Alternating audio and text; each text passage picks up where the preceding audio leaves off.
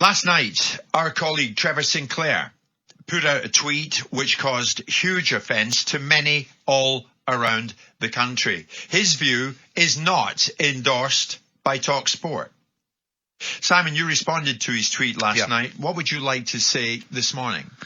What I'd like to say is when I saw, we both know Trevor very well, and I'm not the sort of person that feels the need to be unnecessarily patronising someone or defending the indefensible. And my first reaction to Trevor's tweet was of great disappointment. You have a view. I think it's a poor view. I think it's a misguided view. I think it's a view not steeped in any great fact. Because if you're going to argue that racism was outlawed in the 60s, then you would know that society has treated it with great value.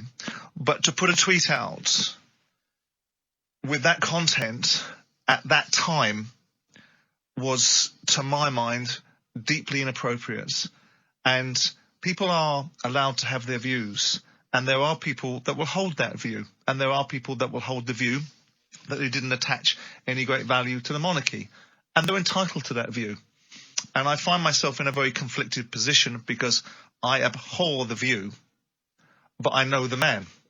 So I know Trevor as a person. We've had very robust arguments and debates specifically and explicitly on this subject. And all of those arguments have ended with an agreement to disagree. And so for Trevor to portray a vantage point, and he will have come from a background. I'm not an apologist for Trevor Sinclair. He will have come from a background in his life where he would have been faced with things like no blacks, no dogs, no Irish, painted on walls and so on and so forth. But to put a tweet up like that at a time when a unique moment has happened in the country disappointed me greatly and is not where Trevor Sinclair should want to be. He's a better man than that. And there will be a lot of people. There will be a cancel culture now, and I've seen it.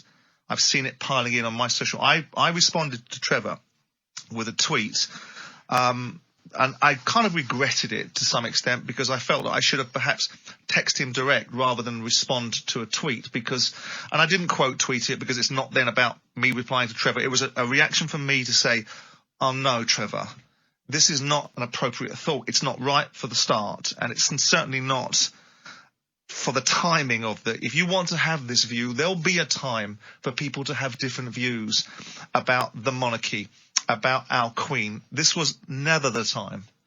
And of course now what we've got on our hands as a broadcaster and as people that know Trevor is a culture of people saying he's got to be fired, he's got to be cancelled, he's got to be gotten rid of. And that's for other people to make those decisions. But we do also live in a society where people are allowed to have alternate views. And if you start cancelling people, be careful what you cancel. I know I haven't spoken to him, and I'm sure that he'll be in a state of great distress because he'll look at the reality of what he's put out there and think, I may hold those views, but there's no parallel universe where that was the right time to say it.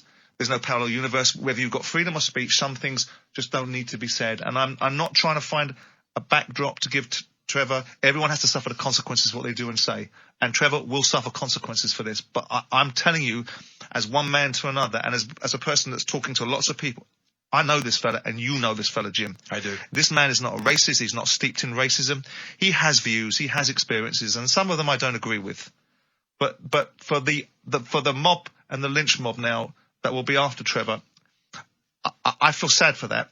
But I guess in life we all reap the whirlwind and we have the consequences of the actions and the deeds and the words that we say. And Simon, I would echo every one of the words you have just used.